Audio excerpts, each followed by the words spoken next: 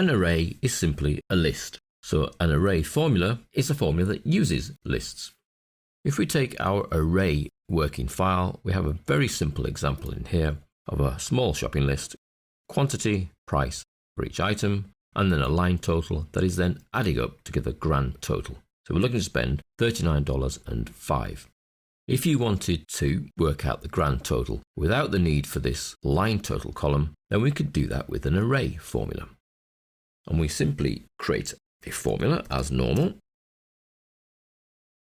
that instead of being the sum of each of those cells multiplied, we tell it to take the two lists, so the list of the quantity and the list of the price, and multiply them together.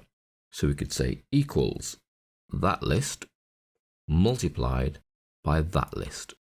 And just to make things a little easier to read, we'll bracket each of our lists up. And when we press return, we see the result is 616. The reason it is 616 and not 3905 is because in the lists, it simply looks at the first two index values and multiplies them to get the result 616. In order to get Excel to treat these lists as an array and thus move down the two lists together, so to do that multiplication, then move down to the next two items and multiply, then to the next two items and multiply, then to the next two items and multiply, and then down to the last two items and multiply. In order to do this, we need to tell Excel that this formula is an array formula. In order to do that, instead of just pressing return, we need to hold down Control and Shift and then press return, and then you'll see that the result is actually still 616. Because in that formula, although it's been treated as an array formula, and we know that because if we repeat the same action, you can see up in the formula bar the sets of parentheses before and after the formula.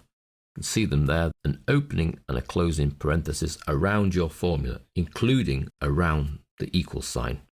But it also needs, because we're now dealing with a list and it's going down the list, multiplying that by that by that, we need to actually add up all of those component parts. So we're going to add in a sum function around the two arrays. Don't then forget your Control Shift Enter. And you'll see that in that case, the result is now 3905. So in one cell, we've been able to carry out, in this case, 5 cross multiplications and 1 sum. Seeing that in live action, we can use our stock data file and produce a stock value list by multiplying all the items by the item price for each line. So let's create a new sheet and call that stock value. Now to make life a little easier on the formula, I'm actually going to go name the two ranges. So column C, let's call that cost, and column G, which is the quantity, we'll call that QTY. That way, in my grand total formula, I don't have to then worry about the referencing of the correct cells because I can use the named ranges. So we're going to say equals sum, open brackets, the first named range, which is the cost, multiplied by the second named range, which is QTY, close bracket. I need to tell Excel to treat this as an array formula, i.e. within that sum, there are two lists, the cost list and the quantity list. And at each point in that list, it will multiply the cost in that line by the quantity in that current line. So it's Control, Shift, and Enter, and I get hash value. So obviously we have a problem. Now that problem is not in our array formula, that is correct. It's actually in the named range. Now, although in Excel we can now use full column references for a named range, the array cannot. So we need to go into our name manager and adjust the cost range so that it actually uses cell references. So we'll go from C2 through C999, which is much longer than we need to be, but then we're covering our cells. So that's a tick.